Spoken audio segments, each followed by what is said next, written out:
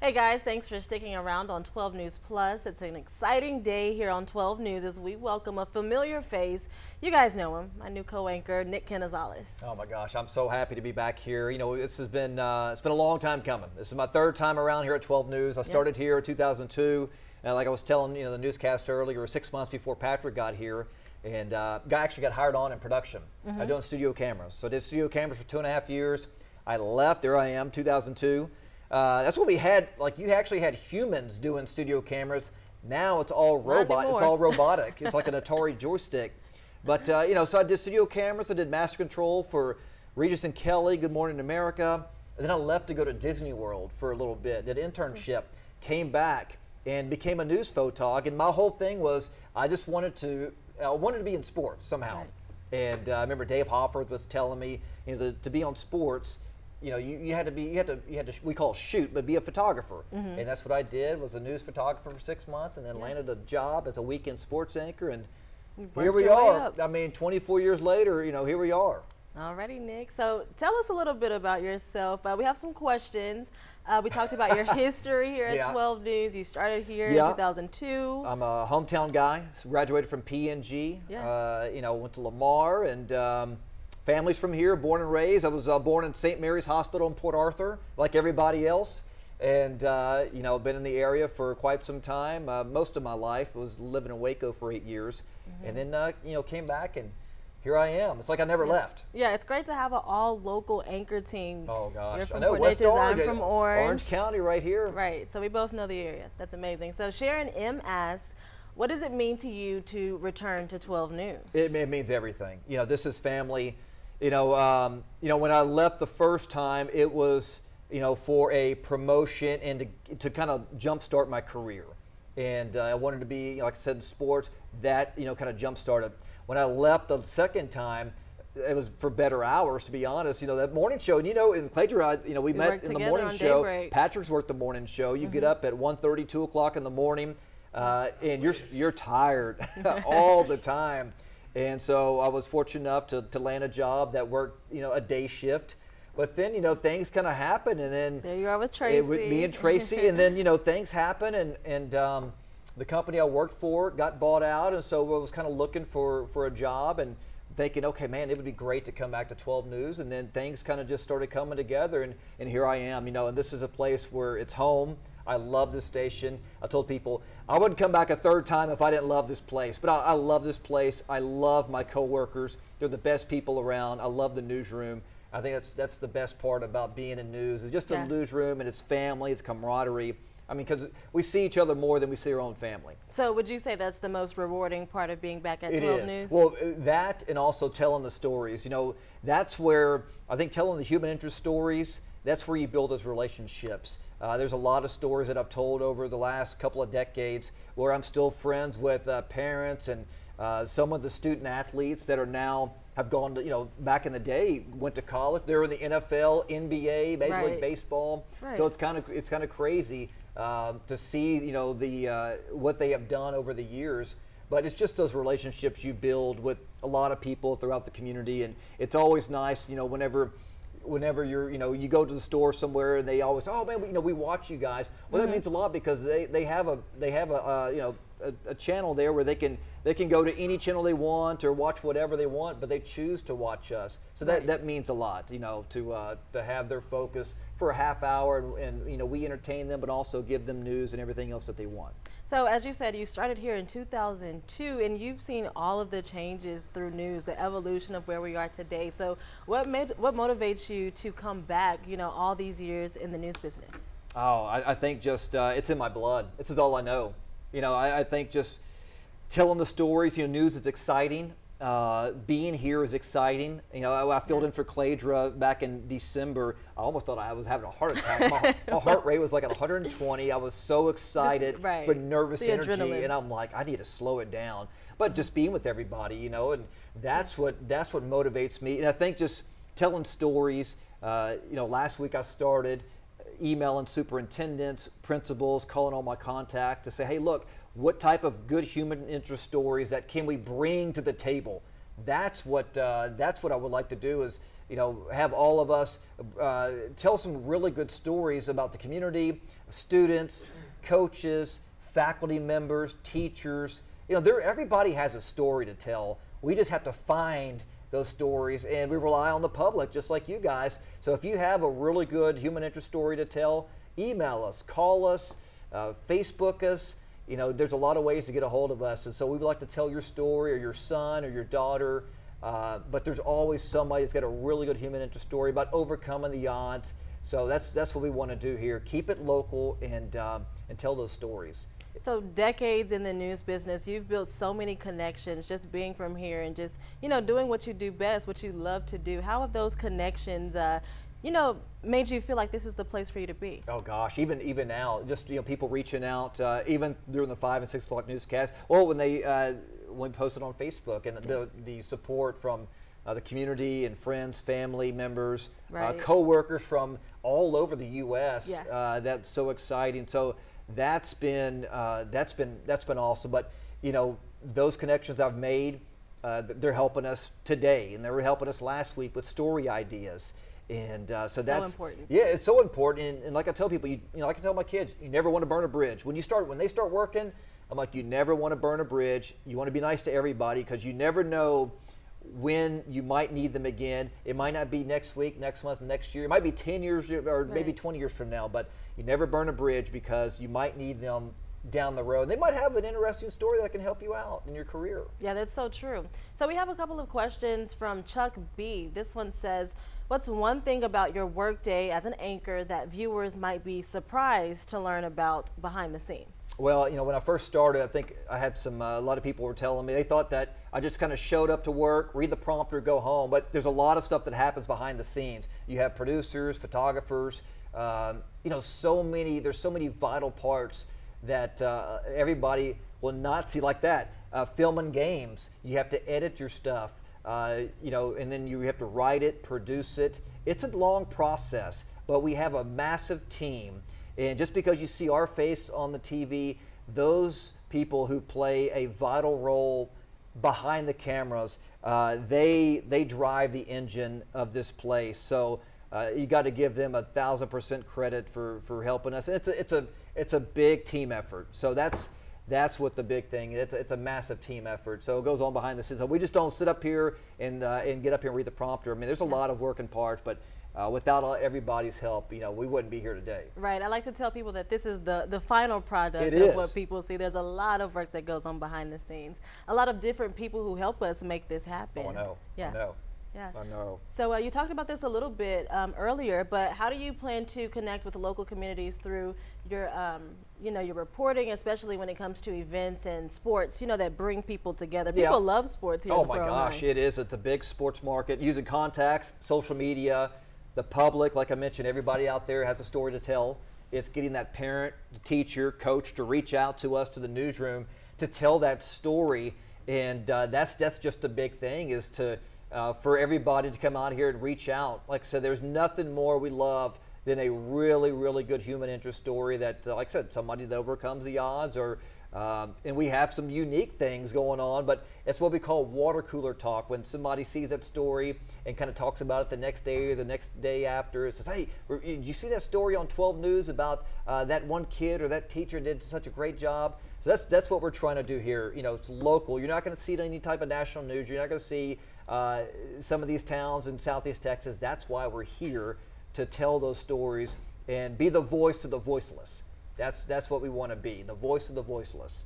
So I have one question for you, Nick. You've been in the business for so long, so you have to have a funny or embarrassing moment, something that you didn't expect. Can you remember anything? Live shot. I've flub words. One time I actually rolled off the side. It was at my old station when I first was a weekend anchor. You rolled off the well, side? Well, we had a set that was lifted up, and I was trying to move my chair, and in the middle of the live broadcast, I actually fell down on the ground, and didn't hurt myself. Funny. Yeah, that was my anchors were cracking up, but that was wild. I had to set my chair back up. Just kept on rolling like it didn't happen, but. Yeah, we've had some wild moments. Yeah. There's too many to count. But no, live that's TV for you. Dude, anything can happen in live TV. The prompter will go out sometimes. Sometimes the public will never know. You gotta keep on going. Yeah. We've had there's some crazy stuff behind the scenes that I wish people could kind of see. You kind of relate everything to kind of like Anchorman. It's not as crazy as that, but yeah, there's some wild stuff behind the scenes. But yeah, that's got to be one that stands out in my mind of falling off the desk there and then get back up and just kind of keep on going. Yeah, that's anybody could use that advice. Yeah, just pick up and keep on going. All right, and one last question from Chuck. Are there particular types of stories or topics you're especially looking forward to covering in your new role? Just a variety of things. And like I mentioned, we want to be the voice of the voiceless and help viewers with whatever problems they might have. Like I mentioned, we want to fix things. If you guys have something that we can help you with, please reach out to us. We want to help you guys out. We want to help whatever needs construction's a big thing around Southeast Texas. Right. Any type of routes or whatever we can do to help this community stay informed day in and day out, night in and night out. We try. That's our job. We don't close.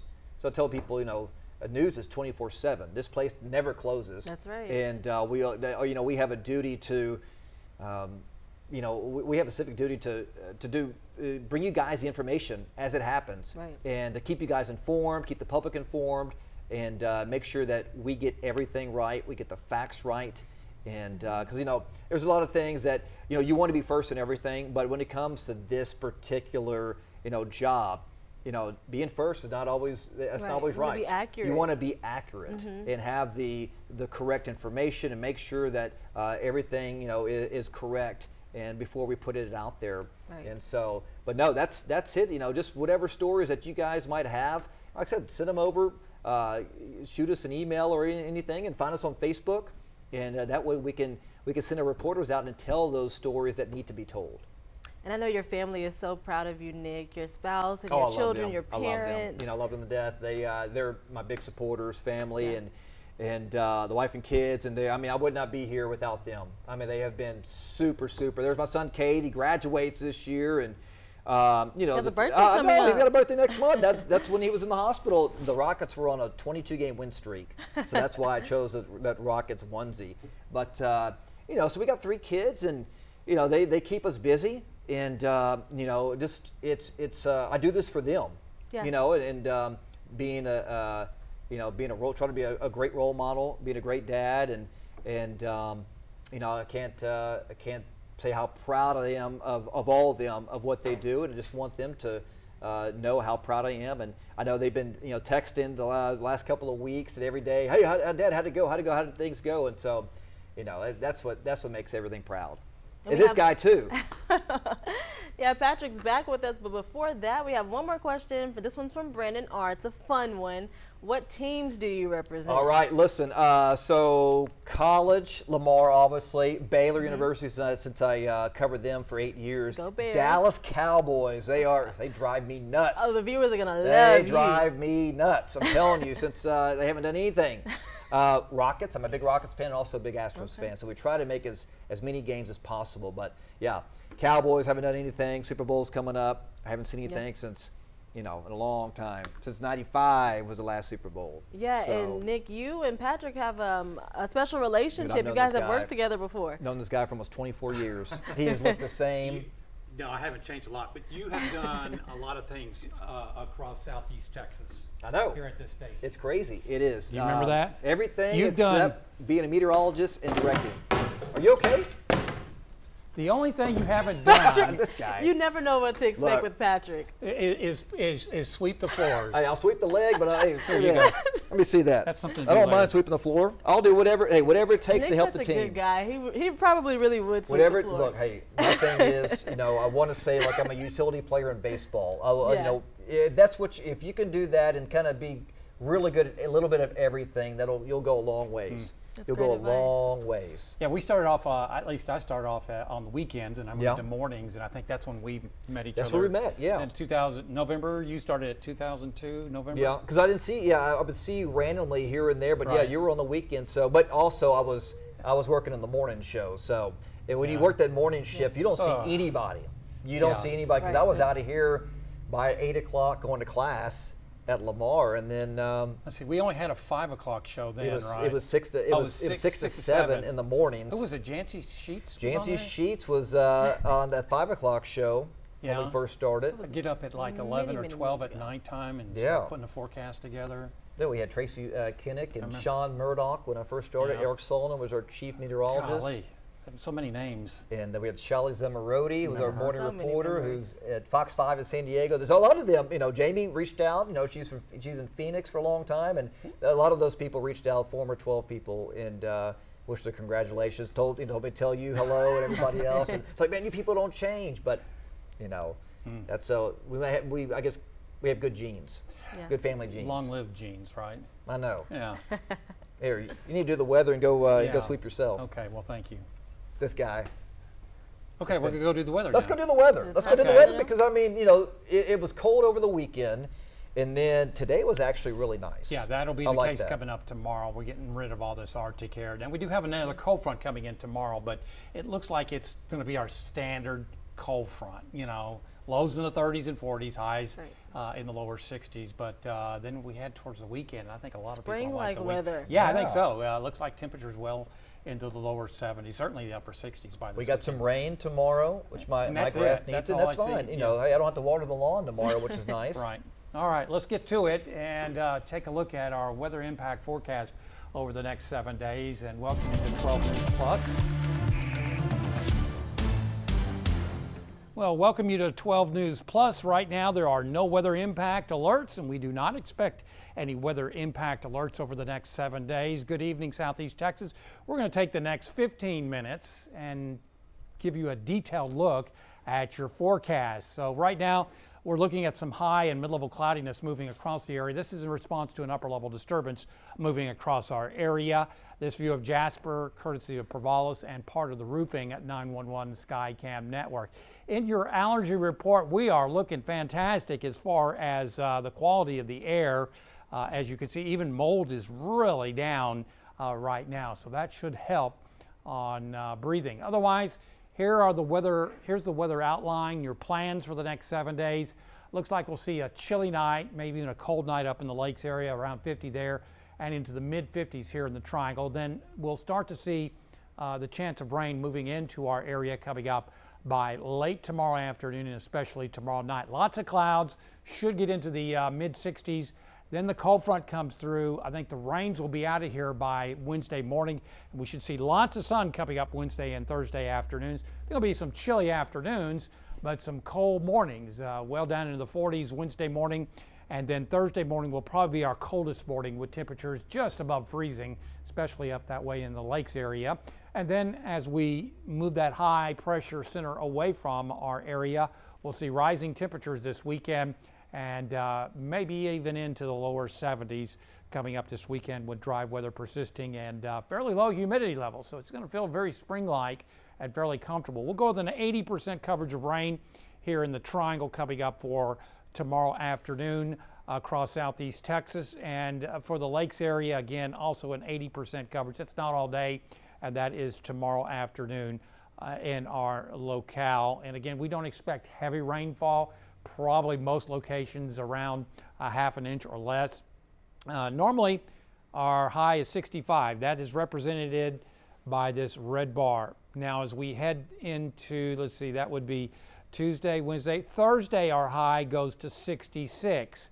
So we're on the up and up. We've gone through the coldest average part of the year as far as climate across Southeast Texas. So we're close to normal tomorrow. Then that cold front comes through a few degrees below normal as far as those high temperatures, with Thursday being the coolest. And then we go above normal as we work on into Friday, Saturday, Sunday, and Monday. And that's what those bottom numbers are representing. We're at 72 on Saturday. That's 6 degrees above normal. So a little bit above normal as we head towards the weekend. It's going to be feeling good compared to the last two crummy weekends that we've had across Southeast Texas. So tonight, a little bit above normal. That's because of a southerly wind, and then close to normal Wednesday morning, and then below normal temperatures are expected Wednesday, Thursday, or I should say Thursday, Friday, into Saturday. We're forecasting 36. Our normal is 46, and that's 10 degrees below normal. And then we start the warming trend as we work on into Wednesday, or I should say Sunday into Monday. By Monday of next week could be at least 5 degrees above normal. Otherwise, as you can see, this is one model's idea, but I think it's a good representation of generally what we can expect. Most locations will see a half an inch or less. It could be some isolated totals higher. At least that's what the consensus shows right now as far as ensemble modeling and also high-res short-range models, some of the AI models. So tomorrow, now this is 80% coverage is going to come in mainly late tomorrow evening as that cold front comes through, and then dry weather expected Wednesday, Thursday, Friday, Saturday, Sunday, and probably Monday, the way it looks right now. So cloudiness is on the increase across the area, a lot of high-level cloudiness. Temperatures on the Pro Roofing Concept satellite and radar loop are into the 50s across our area, but notice it's in the 60s, mid-60s off towards our west, and we'll see that for highs coming up tomorrow. So that cold high and all that cold that we saw over towards our east and over our area this weekend is moving away as we're continuing to see southerly winds ahead of that front that's developing up into the Texas Panhandle. Temperatures around the state are generally in the 60s, even in the lower 70s over towards West Texas, 75 in Laredo right now. And I don't think we'll get that warm this weekend, but you can see the warming trend really being helped out by those south winds. We're running a good 10, well, we'll say 5 to 15 degrees warmer across the great state of Texas this evening.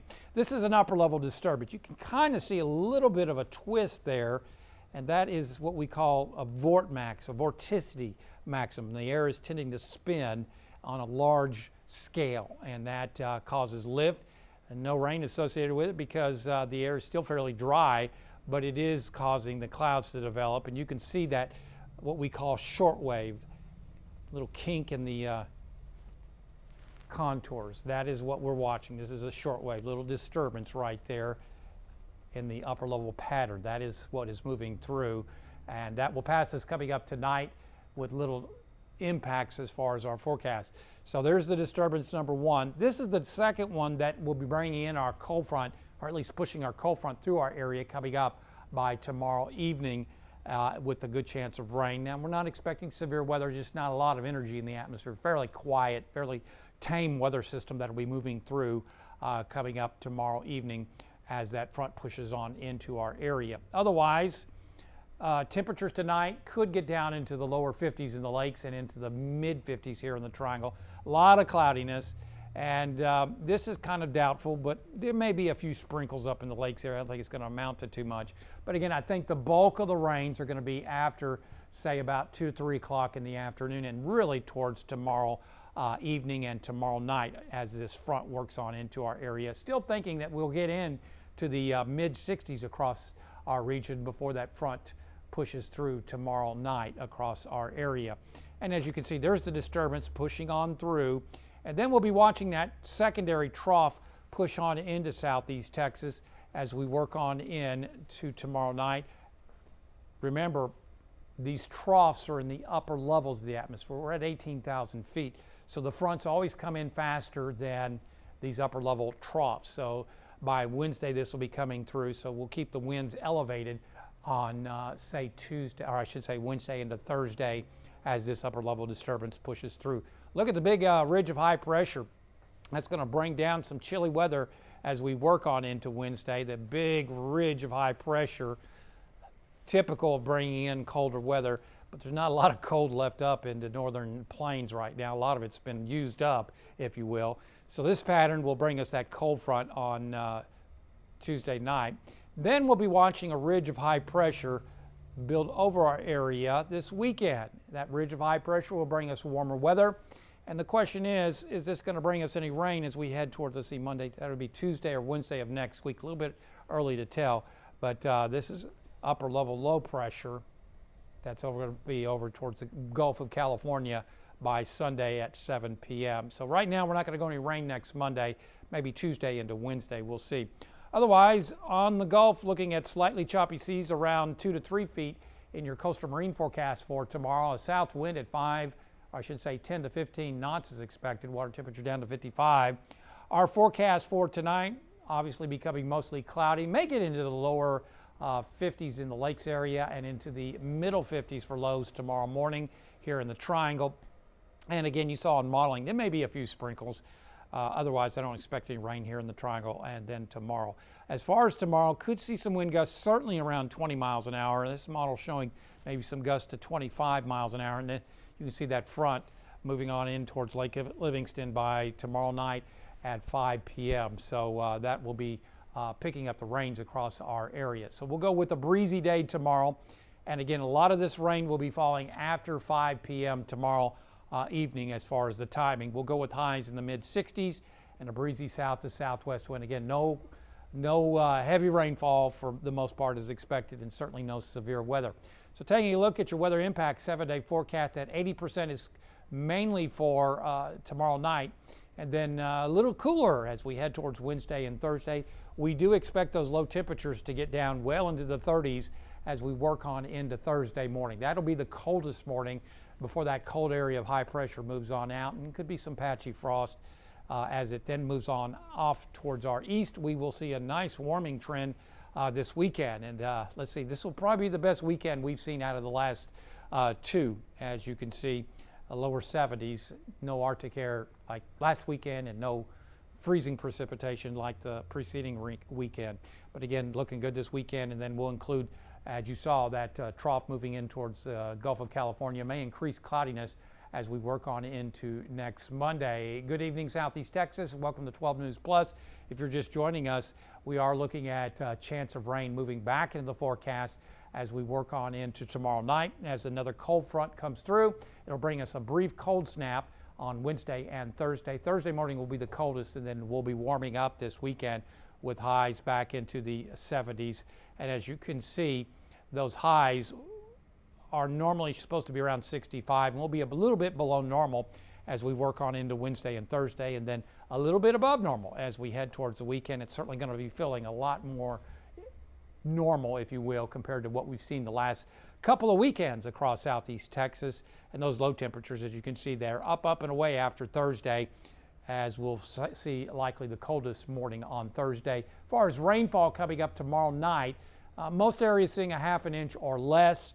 Some isolated totals certainly possible, as always, with this frontal system moving through. And there's your rain chances over the next 7 days. We do expect our best chance of rain coming up tomorrow night, and then dry weather through the end of the week and also into the weekend. As you can see, clouds are on the increase. Temperatures are already in the 50s across our area.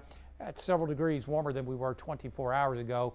And we continue to see a south wind move on in.